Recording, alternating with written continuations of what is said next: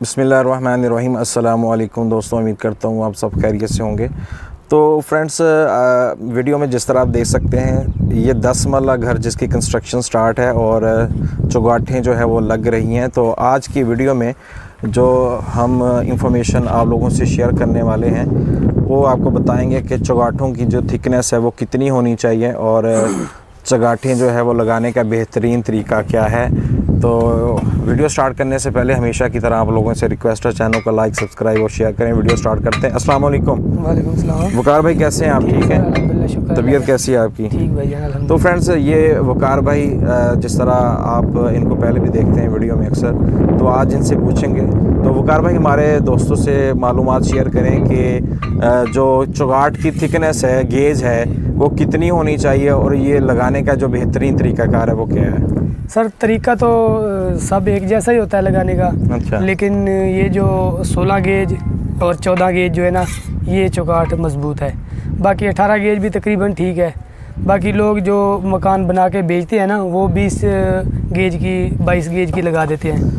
तो अच्छी जो मजबूत चौगाठ है वो है 14 गेज की, जो हमने इधर लगाई हुई है। अच्छा, 20 और 22 जो गेज की आपकी चौगाठ है, मतलब वो क्या हल्की होती है? बहुत हल्की होती है वो, तो उसका तो फायदा भी नहीं है लगाने का। अच्छा, मतलब जो मकान वगैरह सेल करते हैं लोग बना के, वो लगाते वो ज्यादातर वो यूज करते हैं। सही है। तो ये रिहाइश के लिए बन रहा है। ये 14 गेज की चादर बनी हुई है। अच्छा, ठीक है। और माशाल्लाह बहुत अच्छी मजबूत चौगाठ है ये। तो इसकी जो चौड़ाई है ये भी मैटर करती है? 10 इंच है जी। 10 इंच? ये 10 इंच की चौड़ाई है और वो 5 इंच की चौड़ाई है। वो जो वाशरूमों के लिए जो इस्तेमाल होती है वो 5 इंच की है जी। जो 4 इंच की वॉल होती है ना, उसके ऊपर 5 इंच की चौगाठ लगती है। अच्छा। और जो 9 इंच की होती है उसके ऊपर 10 इंच की लगती है। 10 इंच की है। तो बाकी इसकी जो गेज है वो है 14 गेज है। 14 गेज है जी। यानी कि सबसे बेहतरीन साइज यही है? बिल्कुल यही। 12 गेज भी होती है इसमें? नहीं, 12 गेज तो नहीं होती। होती है लेकिन वो बहुत हैवी होती है। यानी कि सबसे बेहतरीन साइज 14 है। ये जो बैंड हुआ है ना, ये बैंड फिर वो ना सही नहीं होती। अच्छा।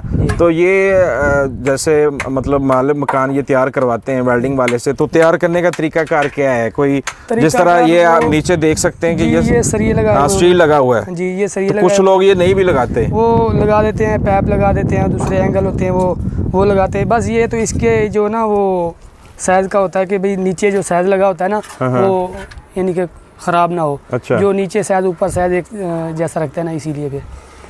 अच्छा, मतलब उसे लेवल करने के लिए? जी, लेवल करने के लिए। तो ये सरिया जो है, वैसे भी इसका ज़्यादा काम नहीं होता क्योंकि हमने इसके ऊपर फर्श डाल देना है। ये तो सरिया डालने से मजबूती होती है इसकी जी। और उसके बाद ये जो वीडियो में हम दिखा रहे हैं अपने दोस्तों को, ये जो पॉइंट लगे हुए इसको क्या कहते हैं? ये बैरे लगे हुए। बैरे कितने होने चाहिए? बैरे 3 होते हैं बस, वो 3 ही सही रहते हैं। कुछ लोग मैंने अक्सर देखा है 2 भी लगे हुए हैं। वो तो बस ऐसे चालू काम करते हैं। तो फ्रेंड्स, वकार भाई बताएंगे कि चौगाठ लगाने का बेहतरीन तरीकाकार क्या है? जी वकार भाई। सर, हम तो इसको पहले खड़ा करते हैं। खड़ा करके जैसे ये रस्सी बांधी हुई हमने, सही है, रस्सी बांध के इसको फिर हम इसकी जो है ना सबसे पहले ये साइड लेवल करते हैं। ठीक है। अच्छा। ये बिल्कुल अभी ओके खड़ी है इसके। ठीक है। ये इसको दूसरा जो शावर है पानी वाला, उससे भी करते हैं या इसी डोरी के साथ ही करते हैं? उसके साथ भी हो जाती है लेकिन इसके साथ बेहतर होती है। अच्छा, पहले यानी कि आपने चौगाठ को इस तरह खड़ा करके इसकी ये साइड लेवल करनी है। फिर हमने इसको रस्सियों के साथ बांध के इसकी ये लेवल हो गया, फिर हम इस साइड को लेवल करेंगे। इस साइड को लेवल करके फिर हम दीवार बनाएंगे। अच्छा।